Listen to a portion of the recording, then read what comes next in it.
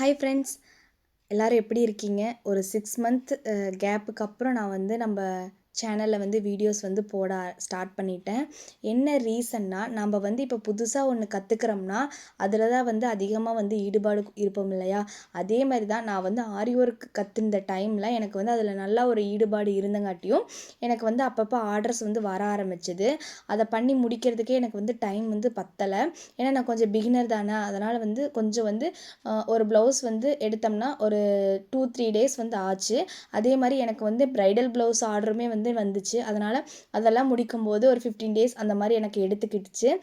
So அதனால தான் என்னால் வந்து வீடியோஸ் வந்து கன்டினியூவாக வந்து போட முடியலை.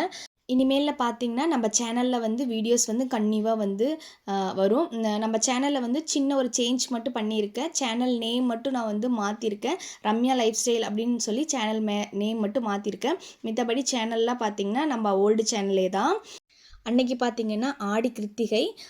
கிருத்திகைனாவே வந்து முருகருக்கு வந்து ரொம்ப விசேஷமான நாள்.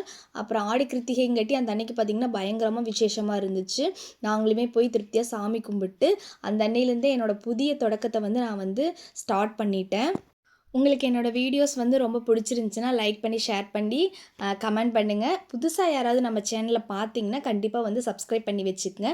நம்மளோட சேனலில் நிறையா வீடியோஸ் வந்து வரப்போகுது.